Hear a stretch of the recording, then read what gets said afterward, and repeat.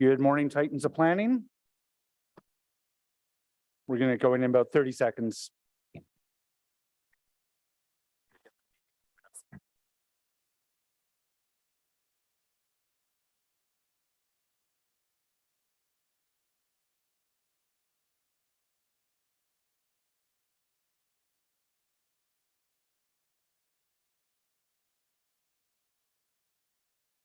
Good morning, everyone. Welcome to the Planning and Housing Committee meeting. I believe this is number 9. Is this number 9? This is number 9. It's good to be here. First, I'd like to just acknowledge that Ottawa is located on unceded territory of the Algonquin Anishinaabe Nation, whose culture and presence have nurtured and continue to nurture this land. Il est important de souligner que la ville d'Ottawa se trouve sur un territoire non cédé de la nation algonquine Anishinaabe, dont la culture et la présence sont enrichies et continuent d'enrichir ces terres. I don't believe I've received any regrets this morning, so could I ask the clerk to please do the roll call? Councillor Brockington.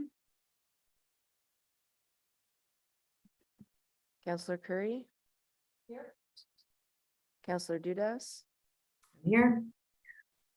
Councillor Johnson. Here. Councillor Kavanaugh. Here. Councillor Kelly. Present. Councillor Kitts. Here. Councillor Lowe. Here. Councillor Tierney. Here. Councillor Troster. Here. Vice Chair Gower. Here. And Chair, you have quorum. Thank you very much. First order of business, this is a public meeting to consider the proposed comprehensive official plan and zoning bylaw amendments listed as 5.1 to 5.4 on today's agenda. For the items just mentioned, only those who make oral submissions today or written submissions before the amendments are adopted may appeal the matter to the Ontario Land Tribunal. In addition, the applicant may appeal the matter to the Ontario Land Tribunal if council does not adopt an amendment within 90 days of receipt of the application for a zoning bylaw amendment and 120 days for an official plan amendment. To submit written comments on these amendments prior to their consideration by City Council on May 24th, 23, please email or call the committee or council coordinator. Are there any declarations of interest this morning? See none. Confirmation of the minutes. Are the minutes of the PHC meeting 8 Wednesday, May 3rd, 2023 confirmed? Thank you. We'll run through the agenda to see what needs to be held. The item on Canada Ontario Community Housing Initiative. Is that item carried?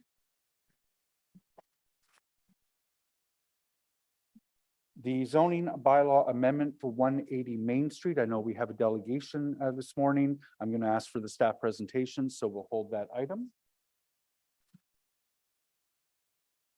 The zoning bylaw amendment for 2504 White Street. We have a delegation this morning. I'm going to ask staff to give us the presentation, so that item will be held. The item at 1568 Meadowbrook Road in Beacon Hill, we do have a delegation, and I'll be asking for the staff to give us their presentation. That item will be held. The item at 5618 Hazeldean Road, I know Vice Chair Gower has a referral motion that I think we can deal with fairly quickly. Vice Chair Gower, do you want to make that motion? Thank you.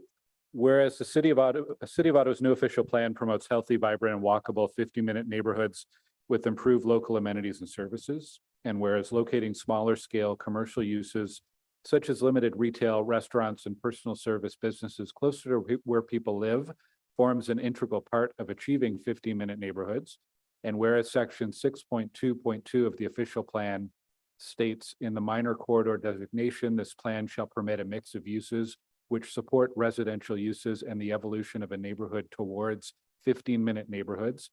Development may be required where contextually appropriate to provide commercial or surface uses on the ground floor. Whereas the Fernbank Community Design Plan calls for mixed-use development in this location, and whereas the built form of only live-work units proposed by Minto will not ensure the delivery of much-needed local commercial uses for the Fernbank area, and whereas the land fragmentation that would occur if the live-work units were subdivided and conveyed would curtail the delivery of local commercial for the future, Therefore, be it resolved that zoning bylaw application for 5618 Hazeldean Road be referred back to staff and that staff be directed to work with the applicant to identify approximately 0.5 hectares of land at the corner of Robert Grant Avenue and Abbott Street to accommodate local commercial uses such as retail store, personal service use, restaurant and daycare, and ensure that the urban design guidelines for non-residential building and site design within the urban design guidelines for greenfield neighborhoods are followed. And be it further resolved that staff be directed to prepare a new report with respect to the zoning bylaw application 5618 Hazeldean Road and provide recommendations to the Planning and Housing Committee by June 7th, ensuring that appropriate notice is provided as required and that the amendments are consistent with the objectives and intent of the Fernbank CDP, the city's official plan, and the provincial policy statement. Thank you very much, Vice Chair. I know Lisa De La Rosa and Carl Fernie are here for the applicant. Can I ask the applicant's representatives if the committee is prepared to carry this referral motion? Did you want to speak to the item? No, Mr. Chair, we don't need to speak to the item. We're going to be working with staff here in the next 2 weeks or next week to get this done. Thank you. Members of the committee, did you have any questions with respect to the motion or the item itself? I don't have a question. I just want to say that it's great to see so many residents advocating who wrote in to say that they want to see this kind of development in their ward. They want walkable streets. And so I think this referral motion is excellent and we need this everywhere, not just downtown. Thank you very much, Councillor Choster. Anyone else? Seeing no further questions, is the referral motion carried? Carried. Thank you very much. So with that, we will move back to the top of the agenda. And the first item held is with respect to the zoning bylaw amendment for 180 Main Street. And I'll ask the staff to please give us their presentation. Chair, staff are available online and prepared to give the presentation virtually. Good morning, Masha. We're in your hands. Good morning, Mr. Chair and members of the committee. I'm Masha Vakula, planner and file lead on the zoning bylaw amendment for 180 Main Street property to permit a 3-story mixed-use building with 5 residential units above a ground floor restaurant. Next slide, please.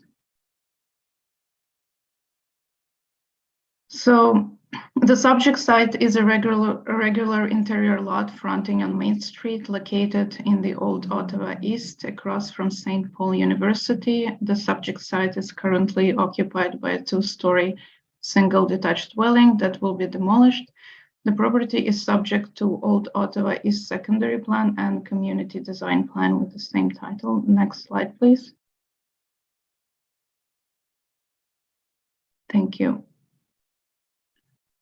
The area surrounding the site and Main Street is characterized by a broad mix of uses and building typologies typical to traditional Main Street. It's planning staff opinion that the proposal of a 3-story mixed-use building with 5 residential units above a ground floor restaurant consisting of 1 bachelor unit, 3 one-bedroom units, and 1 two-bedroom units, is consistent with the established low-rise character along the western side of Main Street and complements the existing broad mix of uses along traditional Main Street.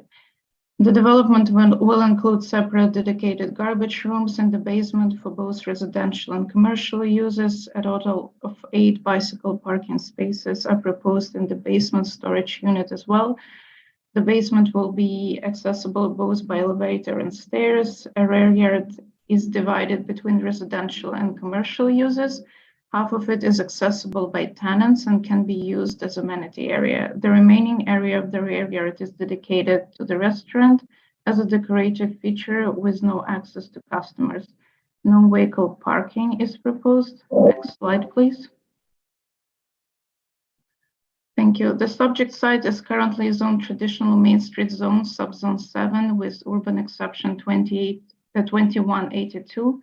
It permits a broad range of residential and non-residential uses in a compact and pedestrian-oriented built form, including restaurants and dwelling units. It sets up a number of performance standards as well, such as minimum required rear yard setback, 50% of transparent glazing of the front facade, and that the facade facing the main street must include at least one active entrance, serving each residential or non-residential use occupying any part of the ground floor. And the image also represents the pattern of reduced rear yard setbacks along the block. Next slide, please.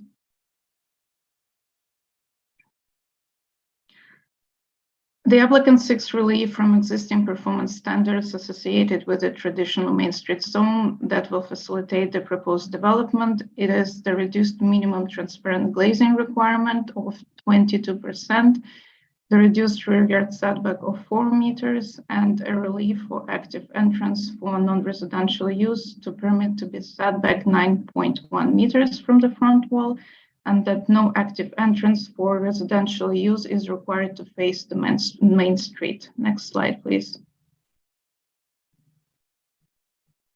Although the applicant is seeking relief from these performance standards, the rear yard setback provision, it's staff opinion that the proposed development is consistent with the immediate context of reduced rear yards in the block and upholds the intent of the TM zone. It's also, apologies, and the glazing on the ground floor and the facade facing the main street provide the sufficient glazing and animate the street, despite the portion of the front facade being set back 9.1 meters. That includes the entrance as well, and which is the subject of the relief. It contributes to inviting safe, active, and pedestrian-friendly environment with emphasis on the ground floor, street facade, and key internal uses at street level. Next slide, please. It's staff opinion that the proposal is consistent with the intent and policies of provincial policy statement, official plan, Old Ottawa East Secondary Plan, and Old Ottawa East Community Design Plan, urban design guidelines for development along traditional main streets, and zoning bylaw. Accordingly, staff recommends the zoning bylaw amendment to be approved. Thank you. Thank you very much, Masha. We'll come back to staff for any questions that committee members may have after we've heard from the delegations. And first of which is Rosalind Hill is here for the applicant. Rosalind, I'm in your hands. Hi, thank you. I've sent in a slide deck, which would be helpful. Okay, so Masha, thanks for a great presentation, and I won't repeat what Masha has said. So I want to speak to the requested changes to the performance standards in the zone, the location of doors, the percentage of windows on the front facade, and the rear setback. So first of all, just to orient you, if we go forward one slide, on the left, you see the existing Sula Walk building. So, and the subject site marked with the star. On the right, you see the proposed new build out, the proposed new development. So the right-hand image, the left-hand half of it is the existing Sula Walk building. And we intend to expand the building to the right so it will end up looking like one larger building, but it's really sort of two buildings touching each other. They're of complementary architectural style and material so that it looks unified. The owner of Sula Walk now lives in the existing building with his family. He and his wife run the Sula Walk restaurant, which is in the ground floor of the existing building. And they'd like to expand and build this additional building beside and joined so that they can move their restaurant to the new ground floor. They're changing their business model so that it's not just a sort of pick up and take away, but they'd like to have eat in. They'd also like to welcome cultural activities into their space. And they're really embedded and active in their community. So it will allow them a lot more opportunities. This new business model does require more space, and there's a limit to the width of the site. And so in order to meet the needs of their restaurant function, they need a bit more ground floor space, and that produces that rear yard setback reduction request. But looking at the front facade first here, you'll see that there are 2 proposed large service windows in the front, lots of glazing. In that front space is the kitchen area where they'll be making their dumplings. And so the intent is for it to be a very interesting place to walk past, to be eye-catching and to draw people in. The floor to ceiling height is quite high. And so when you calculate the percentage glazing on the front facade, it came to only 20% or 21%, whereas 50% is required. But I think you can see from looking at it, it is quite glassy, and it does meet that intent of having interesting windows to look into. So the point of the bylaw requirement is to have a really great facade that people want to look in, they want to be engaged. The sill level of those windows allows them to be service windows, which is just a really great function. So they will still be serving people who are just coming to pick up their food, and they have a thriving delivery business as well. So there could be more glazing if those sills were lower, but it's actually quite functional at the height that they're at. If we go to the next slide, please. Next slide again. These are context images. I'll come back to them maybe if there are questions. Next slide, please. Next slide. Okay, so on the site plan, you'll see that the front facade is on the right hand of the slide. You'll see that the facade has a flat piece, a bevel or an angled piece with the takeout window in it. It's angled so that it is it's welcoming to people who are walking north or on Main Street. It's very visually eye-catching from the sidewalk at that angle, and it's angled in such a way that it allows lots of space for people to stand there without impeding the flow of pedestrian traffic. Then you'll also see there's a little alleyway, and this alleyway, I'll show you the 3D images next. It's intended to mimic an Asian alleyway. It'll be very decorated and welcoming and interesting. The intent is for it to be a destination on this street and to animate the street. So next image, please. Next slide.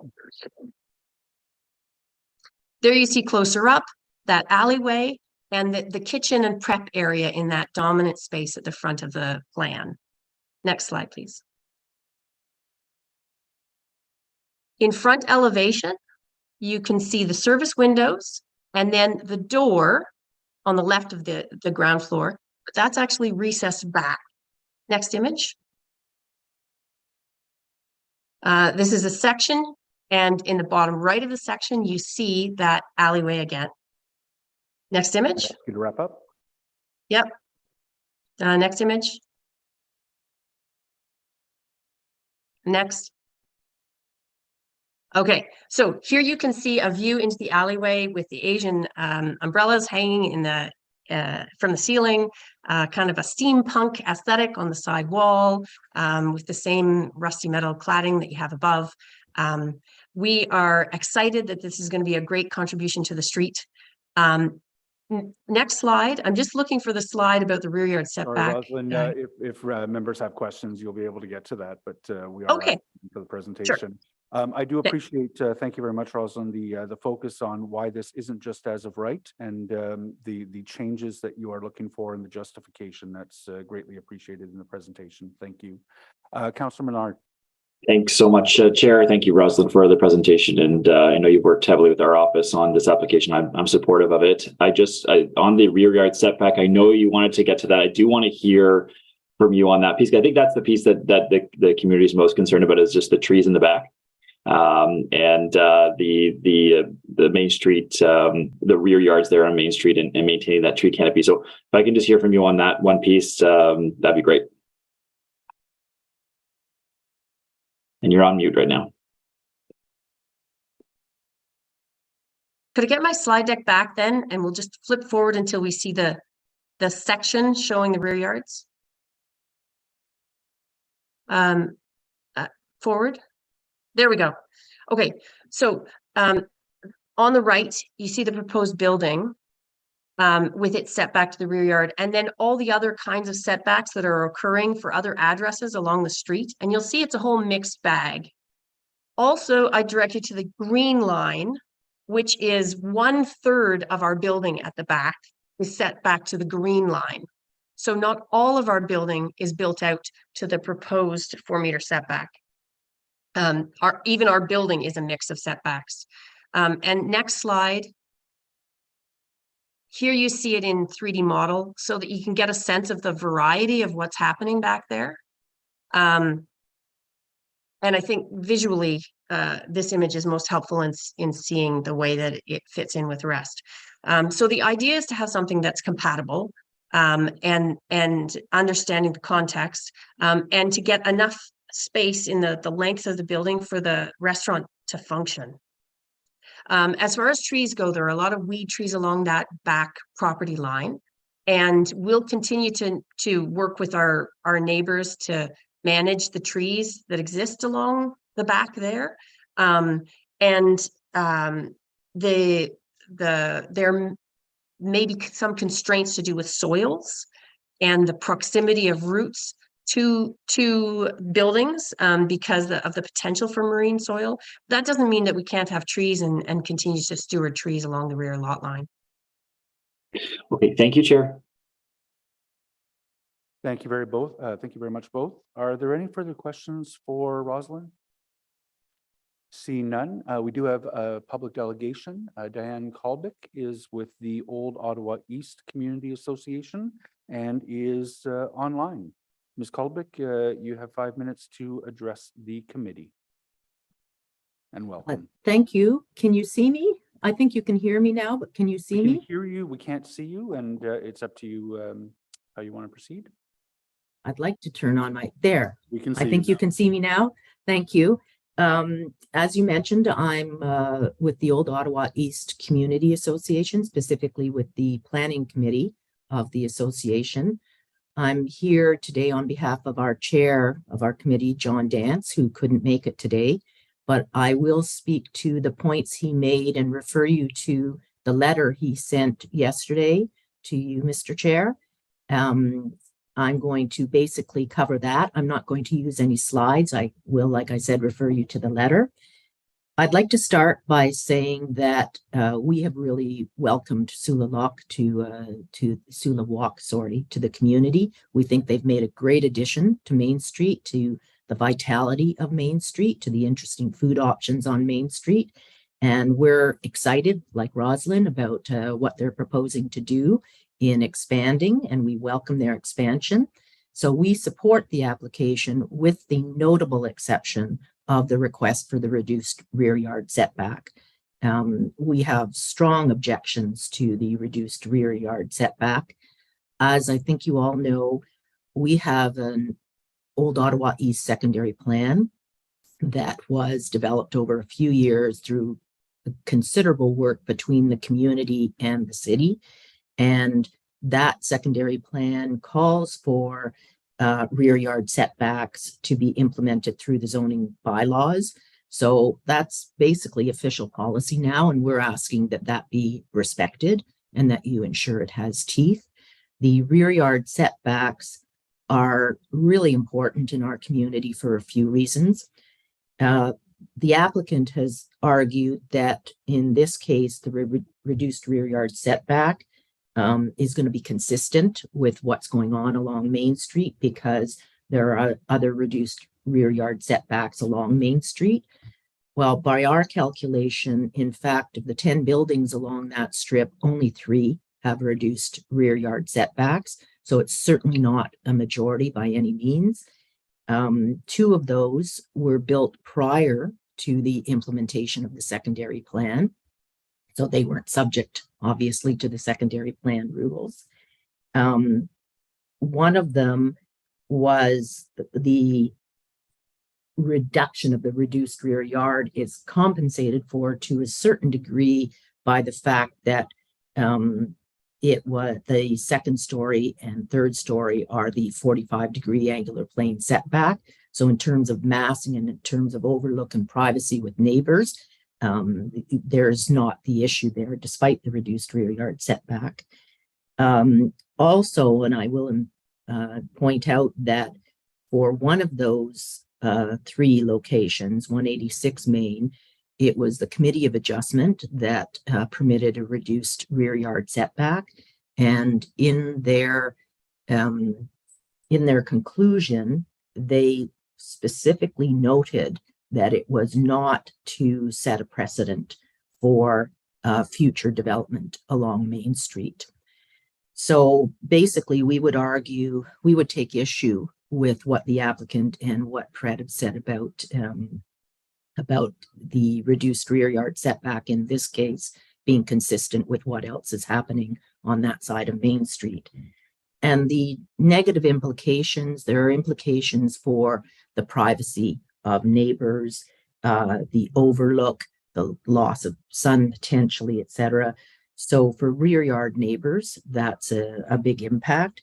But the biggest impact that we're concerned about is the lack of soft landscaping and soil mass that would allow for a real tree canopy, for trees not only to exist, but to thrive.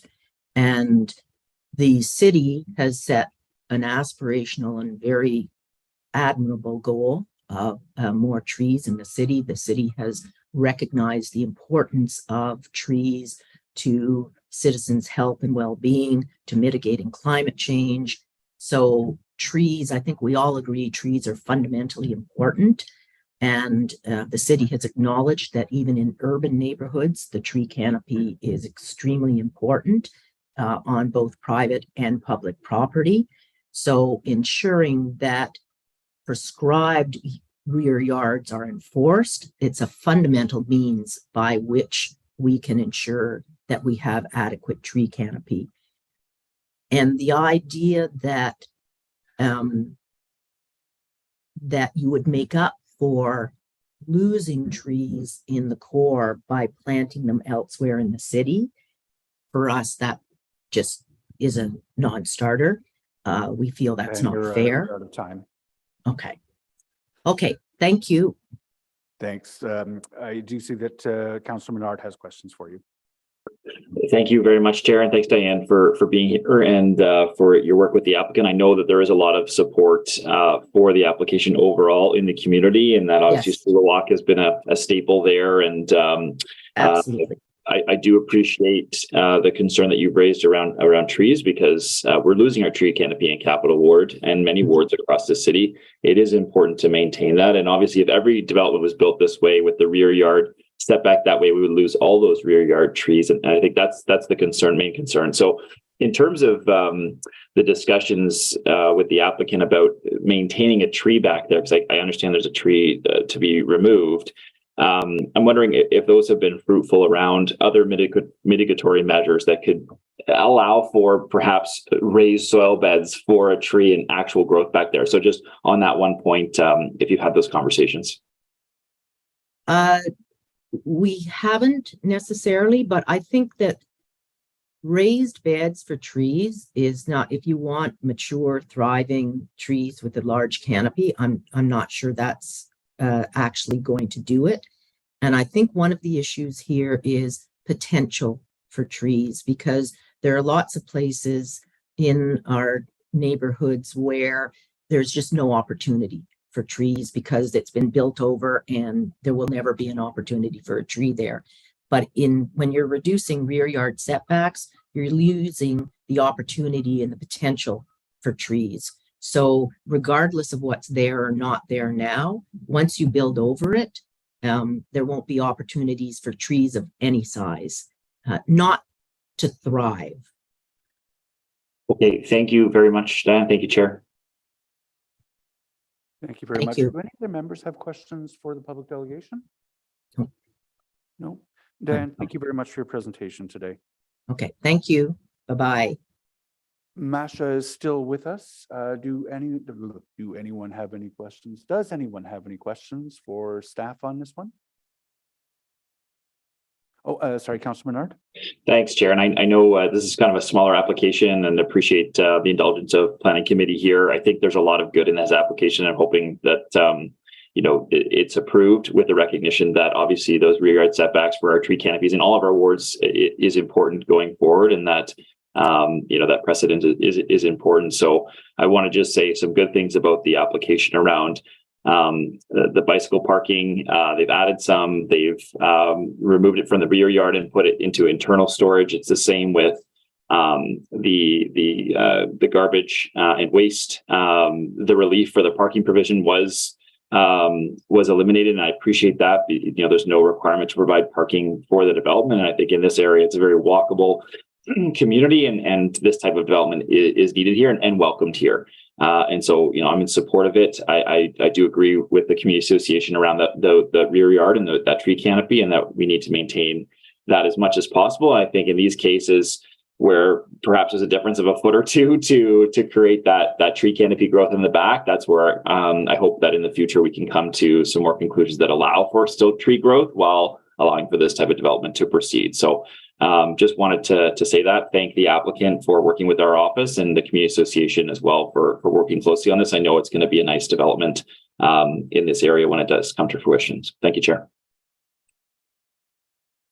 Thank you very much, Councilor Menard. Does anyone else have any questions or comments?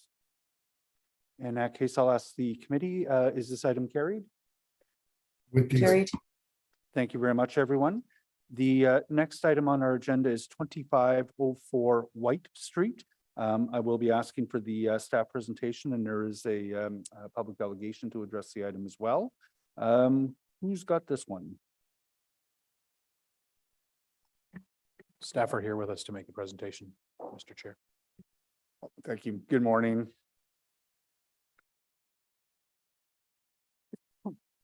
I'm in your hands whenever you want to proceed.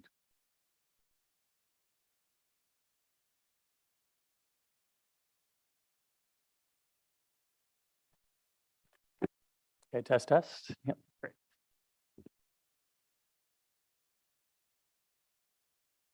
Okay, good morning, Chair and members of the committee.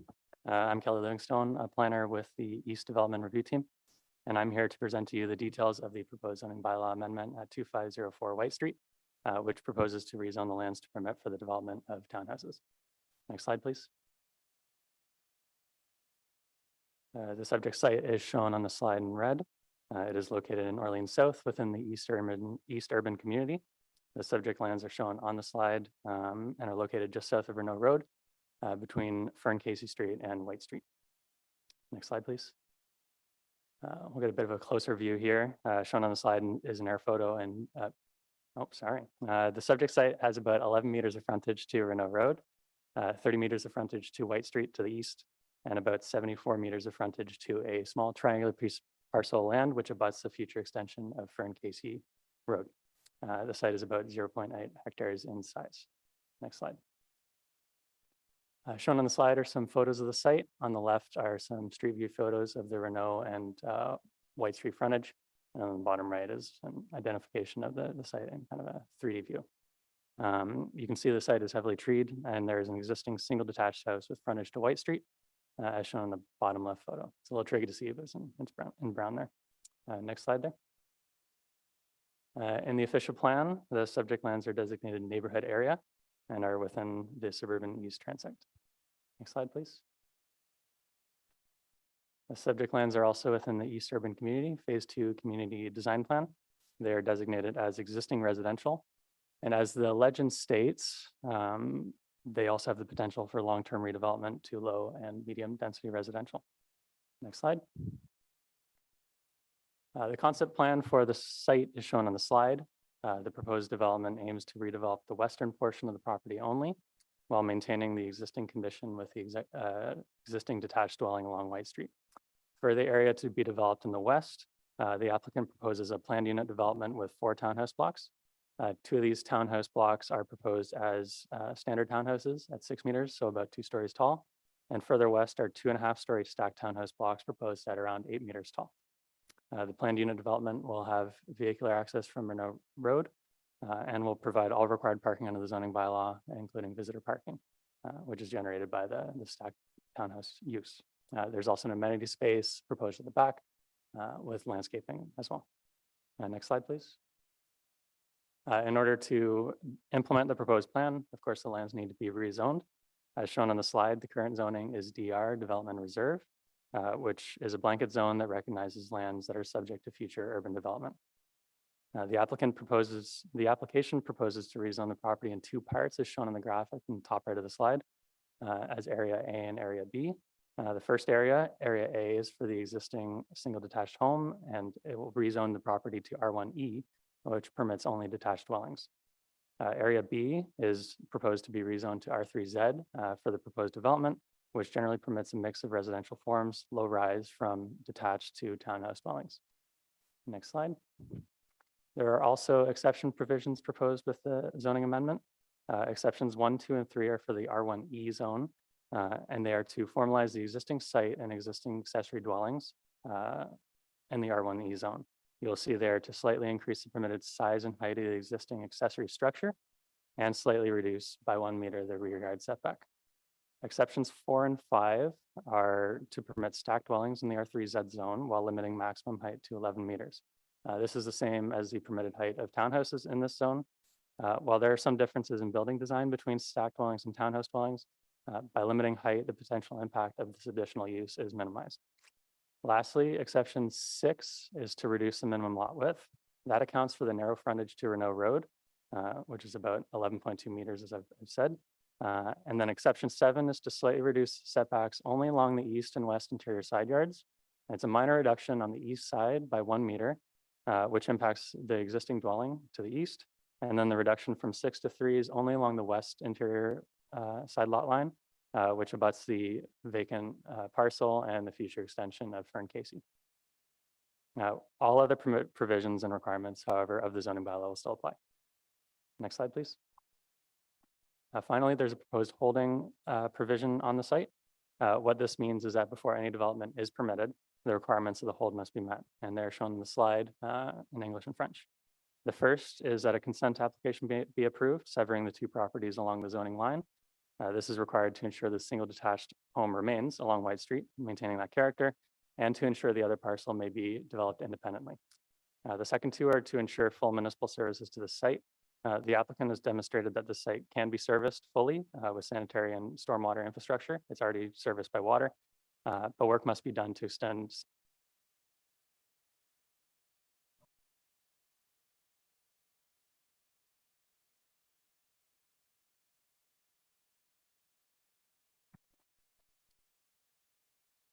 Hello? Okay. But work must be done to extend sanitary sewers to the frontage along Renault Road and also demonstrate stormwater capacity for the lands. Next slide. In conclusion, staff's recommendation is shown on the slide. Staff find the proposal to represent compatible intensification in keeping with Transect and neighborhood official plan policies that seek to intensify the built-up area and provide more housing in compatible residential forms. The proposal demonstrates a density that's consistent with requirements of the official plan's growth management framework and the East Urban Phase 2 community design plan. Therefore, we recommend approval of the rezoning. Thank you. Thank you very much, Kelly. We'll come back to city staff after we've heard from delegations. On behalf of the applicant, Patricia Warren, Nico Church, and Eric Lompré, I don't know who will make the presentation, but you've got 5 minutes to address the committee. I'll go ahead and make the presentation. We did submit some slides, so I'll just wait till those get pulled up. Thanks, Patricia. Good morning. Morning.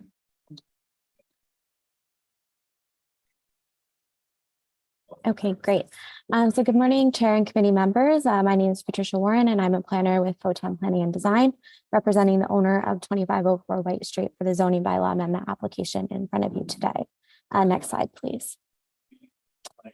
So this slide, Kelly did just go over the proposed development. So I won't spend too much time on this slide. The one thing that I would flag, though, is that the the parking, so vehicular parking will be provided for all of the units. The parking for the townhouse dwellings, the standard townhouse dwellings will be accommodated in private driveways, while the parking for the stock dwellings will be provided in the surface parking lot. And that surface parking lot is located internal to the site. Next slide, please. This graphic is just intended to provide some precedents for the type of dwelling units that are envisioned for the property. Next slide, please. Next slide, please. So as outlined in the staff presentation, the existing zoning, oh, can you just go back one slide?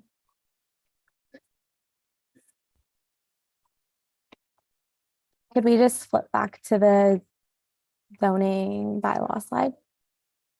Thank you. So as outlined in the staff presentation, the existing zoning on the site is development reserve, which recognizes lands intended for future urban development. As a result of the existing zoning, any future development on the subject site would be required to proceed with the zoning bylaw amendment. As outlined in the community design plan for this area, the site is envisioned for future development, and as such, the rezoning of the land is considered to be appropriate and consistent with the direction of the CDP.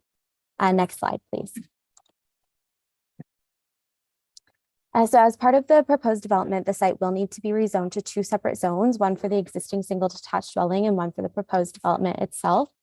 3 amendments to the R1E zone are requested for the existing single detached dwelling. A reduction of the rear yard setback is requested to accommodate a future lot line that will separate the existing dwelling and the proposed development. A future consent application to sever the lands will require the sites to be zoning compliant, and as such, the proposed amendment will ensure this zoning compliance. An increase to the maximum height and size of an accessory building is also requested. The accessory building on the site is an existing structure, and this amendment is requested to bring the structure into compliance with the zoning bylaw. No changes are proposed to the existing accessory structure. 4 amendments to the R3Z zone are requested for the proposed residential development. As stock dwellings are not a permitted use within the R3Z zone, it is requested that stock dwellings be permitted on the site. The original proposed zoning for the site in our original submission was R4Z, which would have permitted the stock dwellings as well as low-rise apartments. But through discussions with city staff and after reviewing the comments from the community, the proposal was revised to an R3Z zone, so low-rise apartments would not be permitted on the site. A maximum building height of 11 meters is proposed for the stock dwellings, which is consistent with the maximum building height of the standard townhouses. The height for the stock dwellings will ensure that the maximum building height is the same as the townhouses and the same across the site for both dwelling types. It's also requested that the minimum required lot width be reduced to recognize the existing lot configuration. So as part of the proposed development and through a future consent application, the front lot line for the site will be along Renault Road. And as Kelly had mentioned, the lot width is approximately 11 meters, it's 11.2 meters, and will extend for a depth of approximately 46 meters before reaching the portion of the site to be developed. And where there is a distance of approximately 107 meters between the eastern and western property lines. Finally, a reduction of the east and west interior side yards are requested. The east side yard will abut the future lot line that separates the proposed development from the existing dwelling. The proposed interior side yard of 5 meters combined with the proposed rear yard of 11 meters will provide for an appropriate setback between the existing dwelling and the proposed townhouse block. The interior side yard setback to the west is reduced to 3 meters as the property abuts lands that are not expected to be developed. The proposed building's location closer to the west property line is intended to frame the Fern Casey Street extension and is treated more as a front yard condition as compared to a side yard condition. 30 seconds. It should be noted that the site layout has been designed to ensure the setbacks to the interior side yards north of the development and the rear yard setback are compliant with zoning requirements, providing adequate separation between the abutting properties and providing an opportunity for future landscaping and buffering. So I'm going to end it there, but happy to take any questions that you may have. Thank you very much for the presentation. Do members of the committee have any questions for the delegation? I don't see any. In that case, nous avons une délégation publique. Monsieur ou Madame Jean Sigouin, vous avez 5 minutes pour faire une présentation au comité. Bienvenue.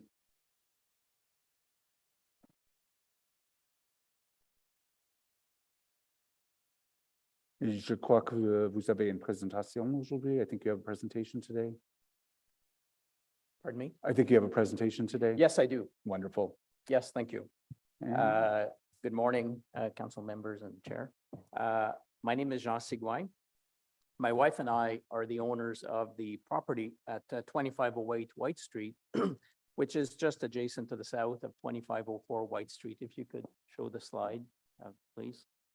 Let me start by saying that we understand the importance of intensification, and we are in favor of development. We're also focused on the importance of development that is appealing to an existing neighborhood and to the preservation of mature trees in line with the City of Ottawa's urban tree canopy policy. Having said that, we have concerns about the relief that is being sought for the built form and the setback reliefs being proposed for Area B of 2504 White Street. Our goal here today is to present some of those concerns and make recommendations to mitigate the negative consequences this rezoning proposal could have in Area B of the site where the PUD is planned. In the first round of the rezoning proposal, the applicant was seeking a zoning amendment to R4Z with a proposed site layout with a total of 24 units of stacked townhouses and regular townhouses. In the second round, the application changed the zoning amendment proposal to R3Z, but is now seeking a relief to allow stacked townhouses and is keeping the exact same proposed site layout of 24 units. This proposal leads to the same level of intensification, which is incompatible with the character of the surrounding neighborhood. Appealing urban design calls for a gradual transition from one built form to another. In this particular case, all the properties surrounding the proposed PUD are single detached homes. Building townhouses close to single detached homes is a logical step in built form transition. However, going from single detached homes to stacked townhouses is a drastic change in the built form. We find that the proposed PUD development is excessive in mass, height, and bulk, and is therefore incompatible with the established physical character of the neighborhood, including from a backyard point of view. Abutting property owners bought their property with within a single detached home area, not just for its frontage appeal, but for its backyard appeal as well. We believe the impact of the stacked townhouse issues are serious for abutting property owners and ask that planning committee members reject the requested relief for stacked townhouses on this parcel of land when voting on this proposal. If the PUD site layout was made up of townhouses exclusively, there would perhaps be a total of 16 units built instead of 24. One benefit of that would be the reduced parking spots required. This opens the door to having the possibility of keeping some mature trees on the property. Also lower the carbon footprint. There'd be a possibility to move the garbage collection area to a more appropriate location. It's now adjacent to the south property. And having the possibility of a few more visitor parking spots to reduce overflow parking on adjacent streets. As for our concerns for the side yard setback reliefs being sought, we believe approving these reliefs would have a negative impact on the PUD residents themselves. With the townhouses along the west property line, residents there would have a mere 3 meters of space in their backyard. Eliminating all side yard setback reliefs being sought would improve the quality of the surroundings for the residents, and once again, open the door for the retention of more trees, which leads to a reduced carbon footprint. Finally, we're also concerned about the lack of any mention about having fencing and year-round natural buffer between the PUD and the existing abutting property, residential properties. In conclusion, we propose that planning committee members reject the stacked townhouse relief, reject the side yard setback reliefs, and approve the rezoning to R3Z without variances for Area B. This zoning amendment proposal would still provide the applicant the opportunity to develop his property, contribute to intensification, while also being kind to the environment, saving trees, and building a PUD that is appealing to both the unit owners and to the abutting property owners. Let's make it a wonderful design that sets the tone for what could be a very nice intensification all along the entire area along White Street in the future. Thank you for the opportunity of expressing our concerns and recommendations. Thank you very much, Mr. Seguin, a very clear presentation. Do members of the committee have any questions for the public delegation? See none. Thank you very much for your presentation today. I know Kelly is obviously still here with us. If anyone has any questions for staff. Councillor Johnson. I was just hoping that you could actually point out where the garbage enclosure is on the current proposed design, because I'm not able to see it too well. For sure. Thank you, Chair. Could the presentation be brought back up? Is that okay? And then throw it onto the proposed development slide, please.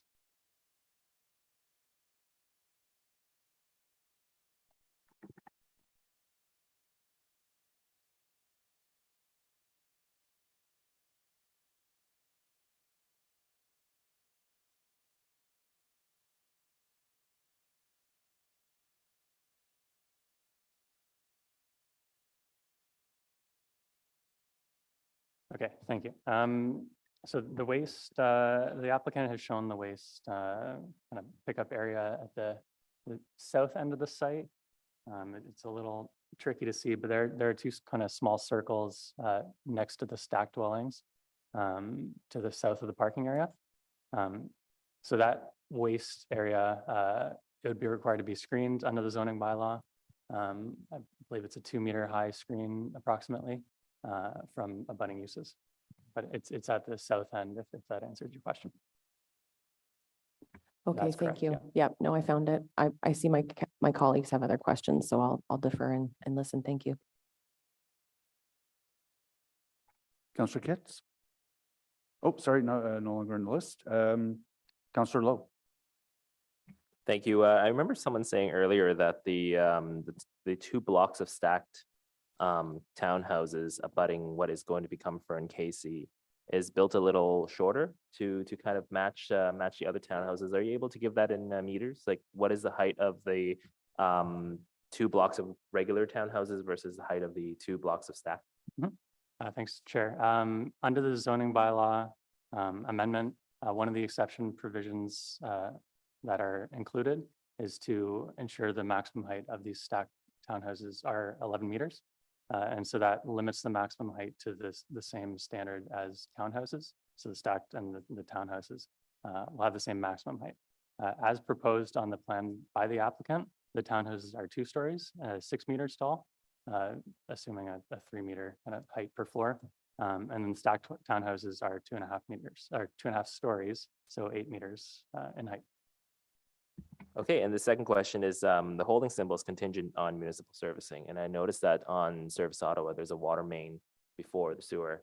I have a property in my ward that has a similar holding symbol that has some challenges getting to the sewer connection. Do you or the applicants foresee any sort of challenges accessing that sewer underneath or above that water main? Thank you, Chair. It's challenging for me to comment on servicing matters as a planner. Perhaps the applicant would have a response if Patricia's still on the call. I would say it has been reviewed, and extension of that sanitary sewer would have to occur along Renault Road, I believe, to the property frontage, and they would connect through the at that frontage down to the PUD as proposed. But I'll allow Patricia to perhaps elaborate if. Yeah, I think the owner is aware that the holding symbol is being applied. And so I think they are aware that that they would have to look into this a little bit further. And at site plan, these types of things will come up and they will be reviewed. I think Nico's on the call too, and I'm not sure if he has anything to add to that. Sorry, we wouldn't ordinarily have the applicant responding to questions at this point. So Okay. I'd invite Councillor Lowe maybe to follow up with the applicants sometime before council. Nope, I got the answer I needed. Thanks very much. Thank you very much, Councillor Curry. Thank you for this. The argument that the compatibility, someone's trying to call me. The compatibility, everything's ringing here. Argument is one that I'm generally sympathetic to. In Canada, we have a lot of this. We have single family homes, then we have stacked towns. We have a lot of that. There's usually a bigger distance though. So to the delegation's point, the separations, or whether it's fencing or anything, is that something that still has to be worked out in site plan? What that would look like to divide everybody up? Yep, thank you, Chair. Yeah, certainly. The site plan, as the proposal is presented, a site plan would be required. And certainly staff would work with the applicant to appropriately site the setbacks, ensure the property is most compatible with the surrounding environment. Fencing, of course, is approved through site plan and evaluated in that way. How can landscaping be used to buffer as well? Those are all considerations that we would certainly look at through site plan. In order to ensure it's as compatible as possible. There's only so much I think a zoning bylaw amendment can do. There's the site plan is kind of an important consideration for sure. That's my response. Yeah, thank you. Okay, that's helpful. I mean, I just want to make sure that's clear to everybody. There is still more to come. Just, I know that we as councillors don't have a lot of authority over site plan, but I think, community can work pretty well with the developers. We've always found that in Canada, the developers are always willing to work closely with, especially the neighboring community association or whoever, or community condo court. This is maybe one neighbor, but can be done.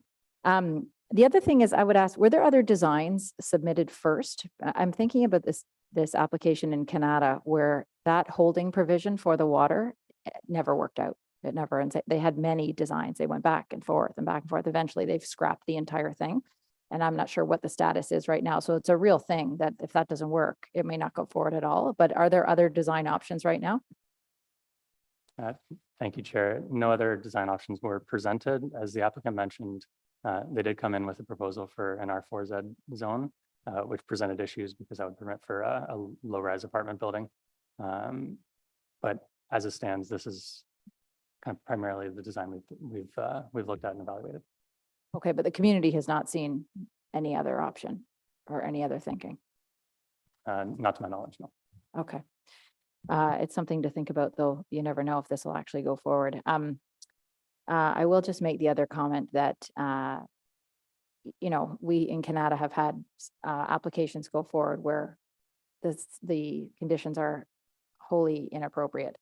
And when I look at the other designs of Canada, it isn't inappropriate to have townhomes near other homes. It's always just about that separation. So I'm sympathetic that people are not prepared to have something like that built right beside their house. But it is a way of making sure there's enough different types of housing in one area. So I'm generally supportive of this. Thank you. Thank you, Chair. Like Councillor Curry was saying, I know some of the concerns expressed by the delegation and by surrounding residents will be or can be addressed at site plan. Like for example, the location of the garbage and the parking.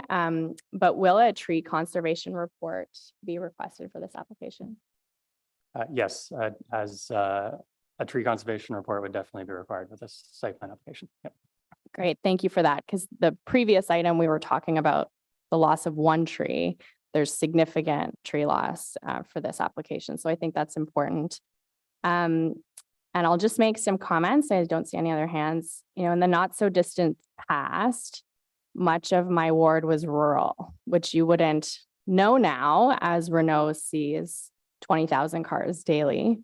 But it was, and as such, White Street feels more like a rural village in its character.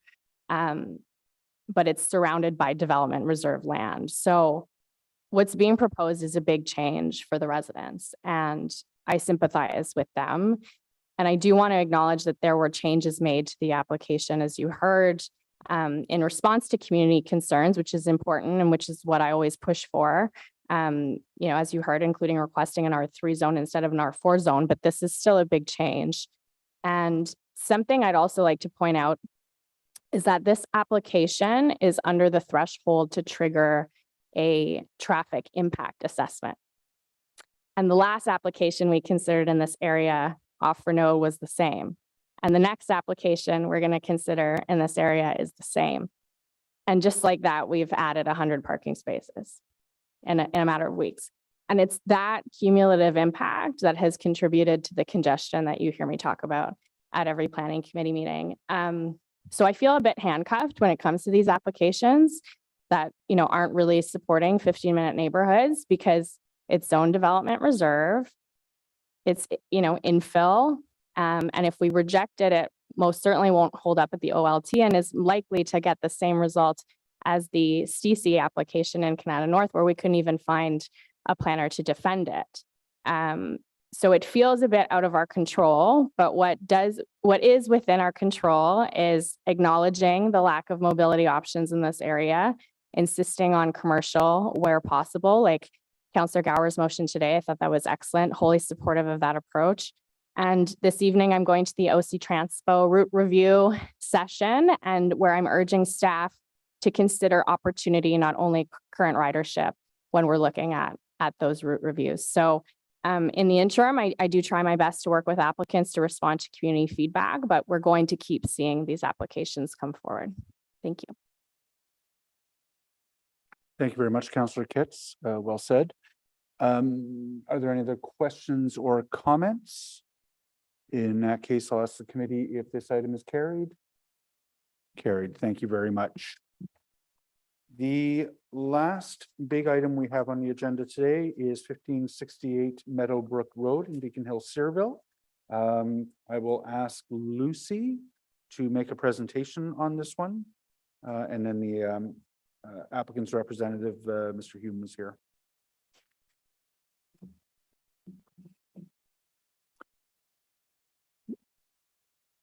Good morning, Ms. Ramirez. We're in your hands.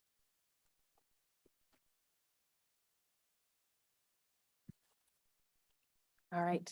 Good morning, Chair, members of committee, staff, and members of the public. My name is Lucy Ramirez, and I'm the planner and the file lead for the zoning bylaw amendment at 1568 Meadowbrook Road. Next slide, please. So the subject site is in the Pineview neighborhood and has frontage on Meadowbrook Road. The property abuts a detached dwelling to the west and a townhouse condominium, CC 70, to the east. The rear lot line abuts municipal-owned park, Maxime Park. Next slide, please. So the site is presently occupied by a detached dwelling and a detached garage. I've placed a flag kind of icon to show you where the property is. The streetscape along Meadowbrook Road is characterized by a mix of dwelling types, which is reflective of the zoning. And there is open space along Meadowbrook Road further to the south, Searville Park and Meadowbrook Park. So Blair Station is northeast of the site. It's a walking distance of approximately 1 kilometer, a 14-minute walk. Those two towers that you see in photo 4 with the arrow just above them are a good visual marker for the location of the transit station. So the subject property is just outside the Blair transit-oriented development area, specifically the south sector, which includes properties within an 800-meter walk from the station platform. Next slide, please. So here I've marked where the site is with a little star and have an arrow pointing towards it. The site is designated outer urban neighborhood per Schedule A and B3 of the official plan. This designation permits a mix of building forms and densities. Next slide, please. So this slide is a comparison between the R1 WW zone and the R2, the proposed zone, the R2N with an urban exception. As of right within the R1 WW zone, the property could be severed into 3 lots and 3 detached dwellings could be constructed. Post Bill 23, an additional 2 units could be built per lot for a total of 9 units constructed on the property. What you see below the R2N urban exception zone is what is being proposed. The applicant is proposing to sever it into 4 lots and having the units behind each other and then the parking internal to the site. The proposed dwellings maintain the character of the neighborhood in zoning terms, such as building setbacks, as the setbacks in the R1WW zone and the R2N urban exception zone will remain the same. The height is increasing from 8.5 to 9 meters. However, the zoning will restrict the building form to 2 stories. Next slide, please. So this is the site concept plan and then the elevations. The proposal consists of 4 long semi-detached buildings. So a long semi-detached dwelling is a narrower version of a traditional semi-detached dwelling, and it resembles a detached dwelling from the street. It's a residential use building that contains 2 principal dwellings. They're arranged one behind the other. Long semi-detached dwellings fit on narrower lot widths than those that are required for traditional side-by-side buildings. And typically, a long semi-detached dwelling needs only 1 driveway that accesses a shared parking area. And in this case, there are 4 long semi-detached dwellings adjacent to each other, and the shared driveways serve 4 principal dwellings. Next slide, please. So the proposal supports a compact urban built form. It's denser development and it's denser development. That being said, critical elements such as soft landscaping in the front yard, amenity space in the front and rear yards, a shared driveway, vehicular parking internal to the site, bicycle parking, dedicated pedestrian walkways, and waste management areas are being proposed.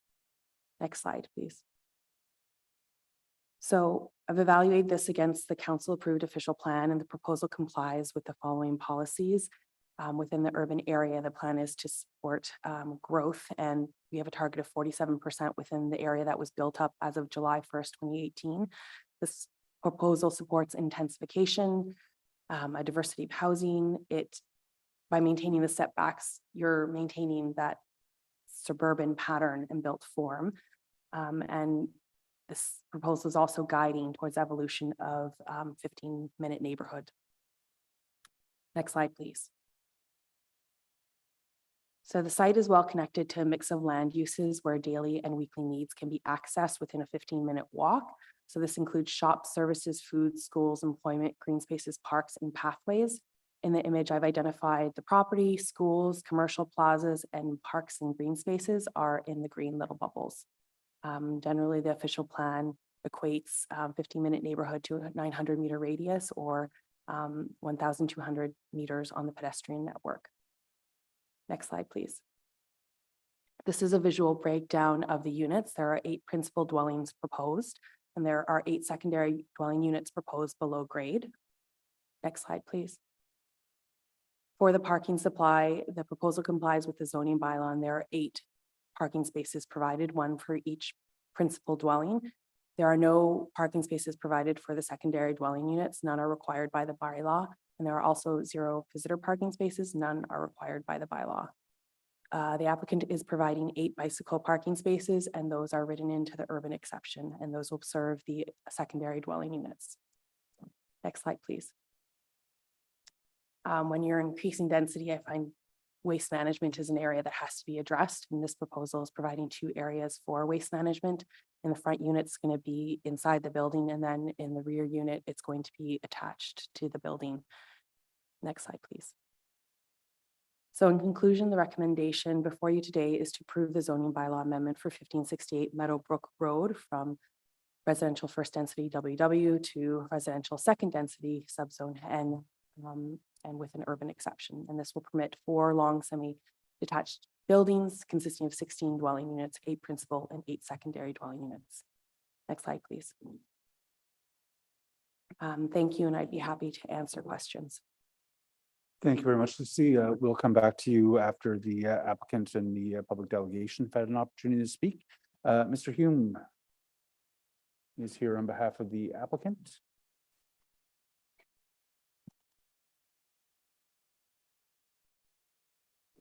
Good morning, Peter. You have 5 minutes to address the committee. Does it still flash red? There you go. different perspective than I'm used to. And we're really excited to be here. It's been a long road for us. We started this back in May 2021, if you can believe that. Our application was deemed complete in February 2022, and it's May 2023, and we're happy to be here at Planning Committee. I won't repeat the presentation or any of the details of the presentation that was just made. It was very comprehensive. It was actually very good. I will apologize for the small typo in our, well, it's quite a large typo in our presentation. It is 1568, not 1598. But what I think, if you could go to slide number 4, what I think is important to understand is a little bit of the community context. What we're really doing here is introducing a little bit of a different typology to that particular area. You can see to the left, we have townhouses. To the right, we have a large ranch style bungalow. You can ignore the front yard parking because I don't think that that's allowed. But and across the street is where you start to see the R2 end zone, and you start to see different typologies. So what we're really just doing is bringing what's happening across the street to the other side of the street, which is it is a major collector on your road network. So it's really where you should see some of those new topologies coming into play. And so when we looked at this, we looked at the 3-unit option, or the as of right option. But when we started to see what was happening around the neighborhood and developments that were occurring, it was presented to us as a perfect opportunity to bring a different topology to a major collector, very close to transit, and in keeping with your official plan. Now, if I was to say, your official plan probably would like a low-rise apartment building on this site. It's a major collector, 750 meters to a major transit node. But what we were, when we looked at it, we looked at a low-rise apartment building and said, it's really not appropriate for the site. We can't get the appropriate transitions. So what we ultimately brought forward was a very similar, presents as a single family home, 2 stories, limited access. We provided the appropriate parking for the site. So we think it fits well into the broader community context. So if I can go to the next slide. And sort of that's a visual picture that gives you, the sites down at the left-hand corner. You walk up the street and then up a nice linear parquet to, well, it's not a parquet, but a linear walking trail to the entrance to the transit bridge. 750 meters. It's an easy walk. You can walk down the side street, brings you to protected pathways. And I just noted for you, when we talk about introducing new topologies on a side street there on Maxime, you're exactly what's being proposed on your major collector is happening on your side streets. So that's an 8-unit development, 2 long semi buildings that's happening. So from a community context, you're really seeing an introduction of this new typology there. So it's not something that is new or in fact undesirable in the community. And Mr. Chair, I'll leave it there. And if you have questions, we're happy to answer them. I'm happy to answer them. Thank you very much. Do members of the committee have any questions for the delegation? Mr. Tierney. Councillor Tierney. I'm not that old, Jeff. Mr. Keep going. Former Councillor Hume, I want to know how many times you've actually gone back and forth on this specific file. I know we've had some pretty heated discussions with the Pineview Community Association and modifications were made at many points. But this file has really been a long file going back and forth. And there was a couple of concerns of parking, which is always one that comes up. But what about snow load? If you could speak to snow load and also things related to safety on the street, because there is plans in the very near future to add in some cycling infrastructure along Meadowbrook, if you're aware. Were you aware of that? Cycling infrastructure on Meadowbrook? Correct. No, I'm not. Okay. Okay. And in regards to snow load, what does that look like? Well, most of the parking is covered parking. So you pull into the laneway and you'd turn to into covered parking spaces. There is some small areas which you're going to be able to leave snow, but it's going to be no different than it is if you had a single family home with well, it's not a single family home anymore, right?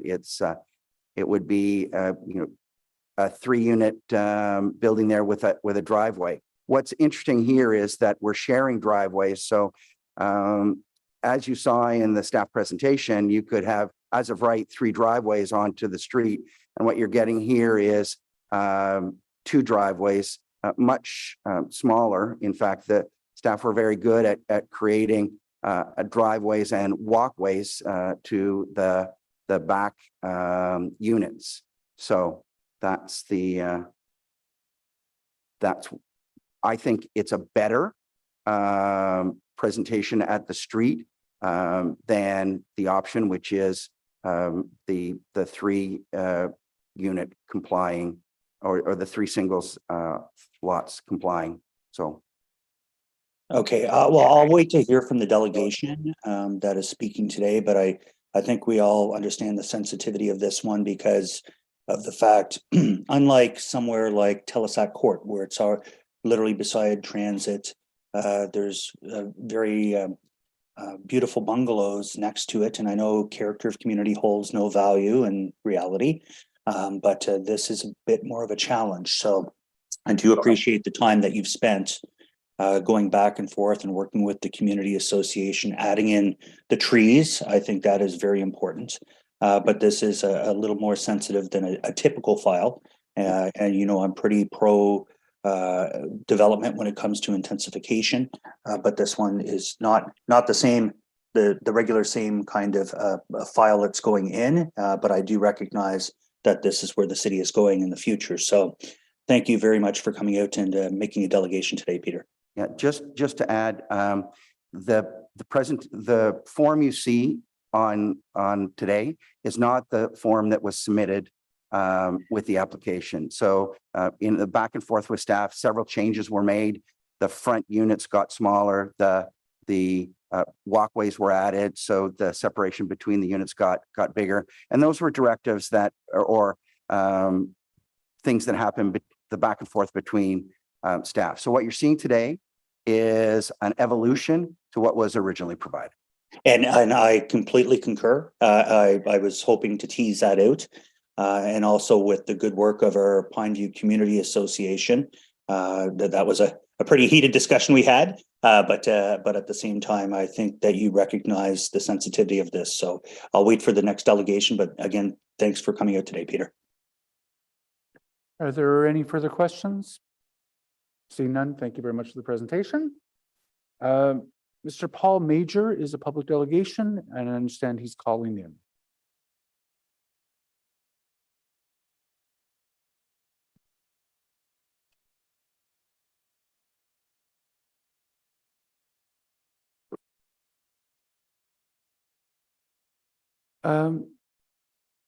Paul, are you there? Yes, I just got in there. Thank you very much. Yeah. Fantastic. We can hear you. You have 5 minutes to make a presentation to the committee. Okay. Thank you very much.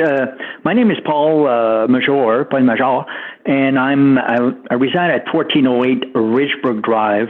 Actually, I'm the house in question, the lot in question. From my actually kitchen window, I can see the house. I've been here 40 years. and it's, I was it good neighbors. I've had good neighbors. It's a very good neighborhood here. And actually, we just beside there, it's only a single house right now. And they did build a garage a few years back.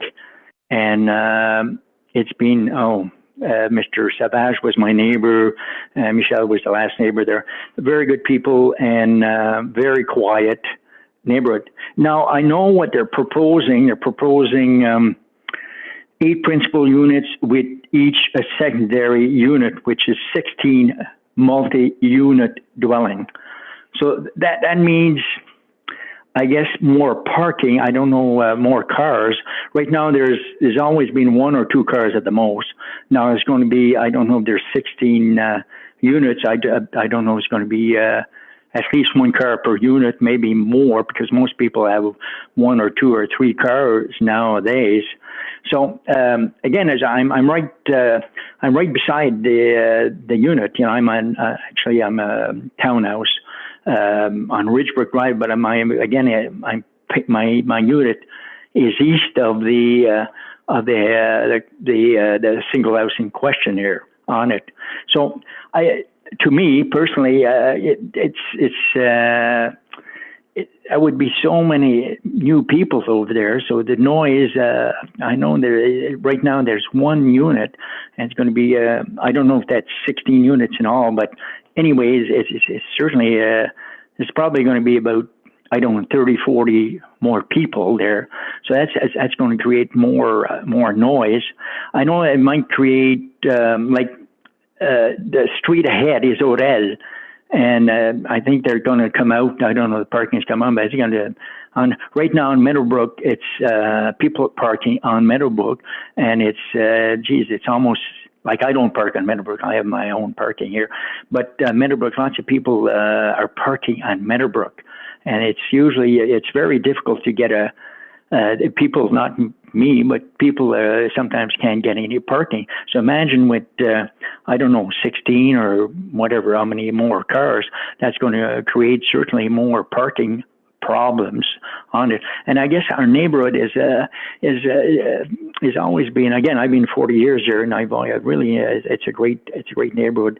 It's very quiet, but I find it good. Now, I think with this, new project, it's certainly it's going to create certainly more noise, and it could be more pollution also. And again, I will not be, for example, I'm in my kitchen right now. I'm looking at it right now, and they'll build. I am about 20 feet away. 20 feet from the fence, so there's going to be a new unit. It's going to block my view. But again, this is secondary. But I find that with so many people in I wouldn't mind if they put, I don't know, the 2 houses or 3 houses, but now it's going to be 16 units and so many people, and it's going to create a little bit more traffic and a little bit more noise. I don't know. It's again, I'm all for development, but we've had so much quiet. I've been so blessed here with so many good neighbors and so and quiet. So now it's going to be more people, and I guess more traffic, more noise. I don't know, more pollution maybe on it. So again, I'd rather. If I look the old bylaw, the zoning, which prepared, I guess on that lot would probably be 2 or 3 houses. That I don't mind that, but more than that would be certainly a little too. Quite a bit noise and everything else, and on it. And again, it's. Like I have no problem with investors, I think, but I think that lots of people like to make a bit more money. Anyway, this is my view. I've been here 40 years, and I've talked to quite a few of my neighbors. I know originally I went around, and there was 24 of them originally that phoned in, or I know right now probably they're not there, but who are against it. So this is basically my view, and I thank you for listening to me. And again, whatever happens, but let's hope for the best here. So again, I thank you very much. Thank you very much, Mr. Major. Does anyone have any questions, Councillor Tierney? Great. Thank you very much, Paul, for coming out today. And I actually sat in your kitchen last year with your lovely wife, and I even gave you a coffee. Would you believe? You did. It wasn't Sanka, but we really did have a good discussion. And I know you're not even you while you are a neighbor on one side, even your other neighbor that has the bungalow. I also went to their house and had a discussion with them as well. Right. This one's challenging because I do have two concerns that still remain related to the snow load situation and the fact that the applicant is unaware of the new cycling infrastructure that will be going along the road and how this can create conflicts along with traffic. And I know a lot of people say parking is an issue. I also did make sure that yourself and the neighbor, Andre, are aware of your options. This isn't the end of the road. There's always an option to be able to go ahead and challenge this, even if it does pass today. And I do see in my calendar that we have a phone call tomorrow morning. So I'll be certain to have that discussion with you again with your neighbor as well. So I'm very happy to hear that you showed up today, but I will be speaking with you again tomorrow. I will be dissenting on this item, folks, not because I don't believe in intensification. It's just there's still some minor issues that are not resolved, and hopefully we can get those resolved prior to council. But at this point, that's my position, Paul. I made that commitment to the community. I know that even the Pineview Community Association has done great work on getting some of the changes done and put in place. At the same time, there's still those outstanding issues on parking, snow loads, and again, the applicant not knowing about the cycling infrastructure creates a bit of a challenge for me. I don't know why we're not linking all these things up. So I just wanted you to know, Paul, where my head's at, and I'll look forward to speaking to you tomorrow. Thank you very much, Councillor Tierney. Are there any other questions from Mr. Mador? See none. Lucy is still with us. Does anyone have any questions for the planners? Councillor Gower, Vice Chair Gower? It's not a question, it's a comment. I just wanted to say I appreciated seeing the transit context section of the report, and I thought it was really helpful to put the application in the right context, and it's a neighborhood that seems to be very well connected to transit. So thank you for that. Thank you very much, Vice Chair. Are there any other questions or comments? I'll just add one of my own, which is when I take a look at the size of these lots, the need to go beyond the R1 zoning is in my mind absolutely critical. We are all getting hammered right now with pothole complaints, and pothole complaints get worse as roads are not maintained. And in order to maintain roads and keep taxes relatively low, we have to have density. It's simple math. And the introduction of density into this neighborhood is going to do its part for making this a more economically sustainable city.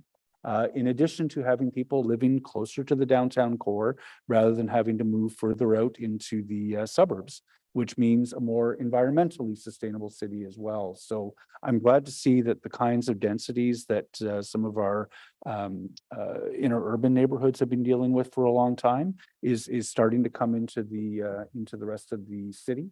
And I know this is going to be a focus for our comprehensive zoning bylaw discussions over the course of the next year. Seeing no other questions or comments, I'll ask whether this is carried with Councillor Tierney's dissent. Thank you, Chair. Thank you very much. All right. That, I believe, ends the big substantive agenda. The remaining items on the list, the status update for Planning and Housing Committee inquiries and motions for the period ending May 5th, 2023. Is that received? Thank you. There are no in-camera items. I know Councillor Lowe has made a request to lift the cash in lieu of parkland item from the information previously distributed. Is the committee amenable to that lifting? Yes. Thank you very much. Councillor Lowe, please proceed. Thank you. Just a brief question to Parks Planning staff, Kevin Reary or someone related. So Councillor Hill and I, well, as you know, Ward 24 is a new ward. So I started with a cash in lieu of 0, and I am still at a cash in lieu of 0. But Councillor Hill and I have agreed that based on the size of his ward and based on the size of his ward that my ward took over, we've agreed to a formula that basically transfers 17.8% of his present cash in lieu into my my bank, basically. This was discussed a number of months ago, and we did send off a request to do that a number of months ago. So I'm just wondering, has there been any updates? Because at present, the Q1 document, granted, it is a Q1 document, so maybe it's not updated yet, but has that gone forward, or should I be waiting a little more for that? Sure. Mr. Chair, I'm not sure if there's anyone from Parks Planning or the Treasury on the call. Respectfully, Mr. Chair, I don't have a direct answer to the question, but I'm happy to work with finance staff or Parks Planning to get that, before council and make sure that a connection with Councillor Lowe is made. Thank you. My encouragement would be to make sure Councillor Lowe has an answer maybe by the end of today, if that's possible. Anything else, Councillor Lowe? No, that was it. I know this is normally an email item, but my emails kind of went unanswered. Understood. So is the cash in lieu, that's information previously distributed. Are there any notices of motion for subsequent meeting? See none. Are there any inquiries? See none. There's no other business. Is the committee amenable to a late addition to other business?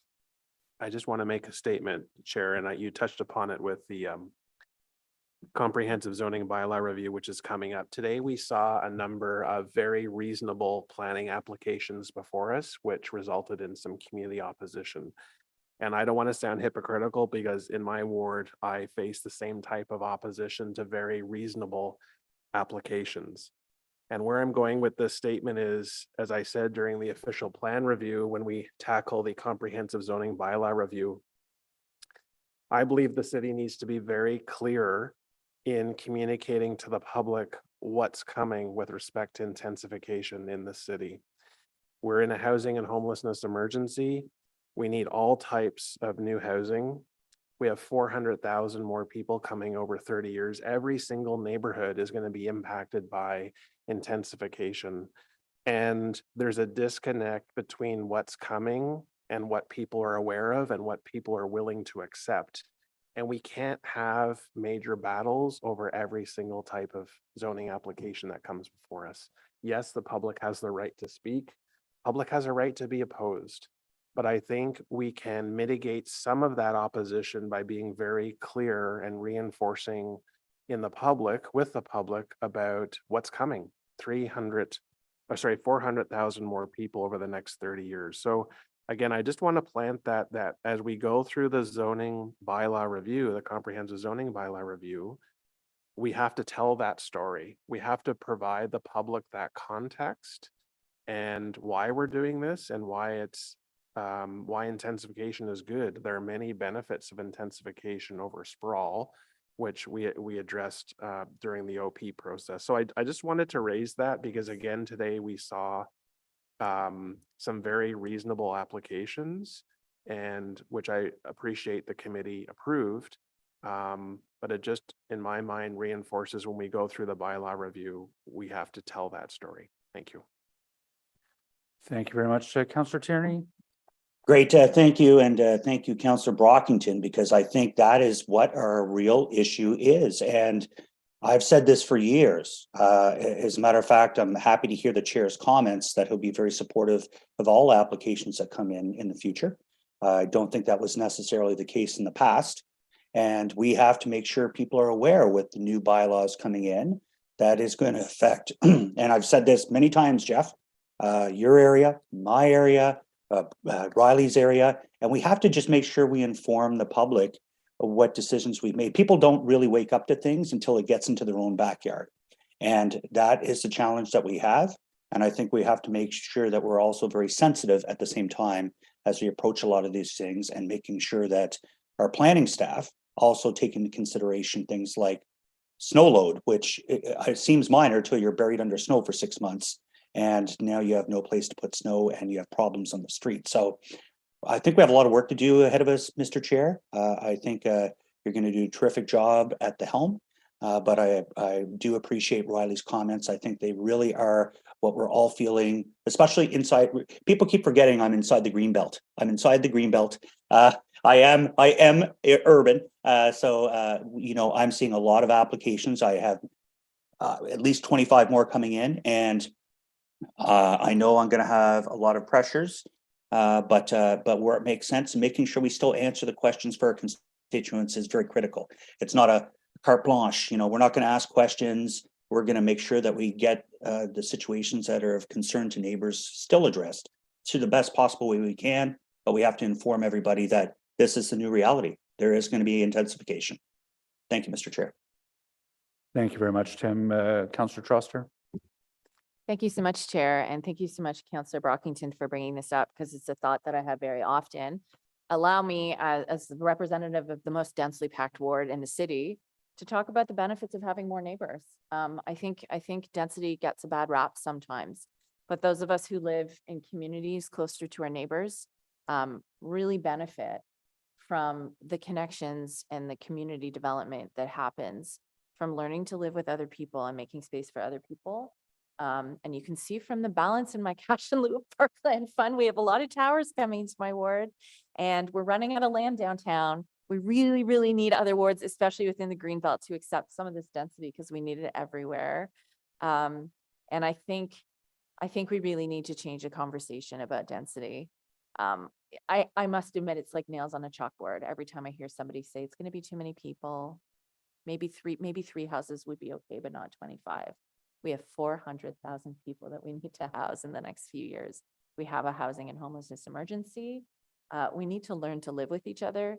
And I'm very, very happy to talk about the benefits of doing that. And even in my own ward, which is already the most densely packed, I have so many neighbors who want more amenities, who want that grocery store at the bottom of the condo building. And they're not going to get that until there's 3 or 4 more towers nearby to, you know, to have a customer base for that service. So there's a lot of benefits that come with that densification that moves us towards the 15-minute neighborhoods that so many people want. So I also want to say thank you to residents of other wards. As you get used to this process and get used to living with more people near you, I can assure you it's generally a very good thing. And it's the thing I love about living in my ward. Thank you. Thank you very much.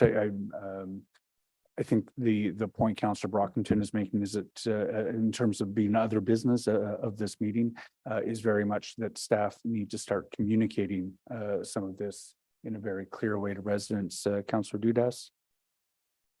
I won't belabor the point too much, but I do think that Councillor Brockington brought up an excellent aspect to this, that communication is key. And I will say that part of the communication has to include the new limitations on our role as councillors and the community's role in influencing things like site plan applications. You know, I know we've talked about this at length before, that with the provincial changes to the legislation, some of the files that we're working on have been grandfathered. They may have come in before this legislation, and we have more of a say on it. The community has more of a say on it than what we do have after that timeline has been met. So I'm facing that in my own community. I have one property that was done prior to that legislation coming in, totally different roles. We're now involved. I can pull delegated authority. We can bring it to committee. Don't know if I will, but once again, those options are there.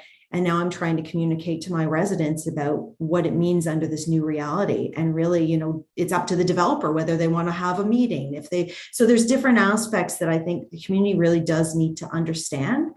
It's not just about density. It's not just about educating those pieces. It's also about the limitations placed upon us by the provincial government to our ability to influence or to amend any of these maybe more so lesser dense applications that don't require zoning amendments or large scale amendments. So I think that that will be key as well too, is the communications. Thank you very much, Councillor Dudas. Seeing no further comments on this topic, we are next going to meet on Tuesday, May 30th for a joint Planning and Housing Committee and Agricultural and Rural Affairs Committee meeting. I'll check to see whether we're going to do that here or in Chambers. That'll be in Chambers. And on Wednesday, June 7th, 2023, we'll have our next regular Planning and Housing Committee meeting.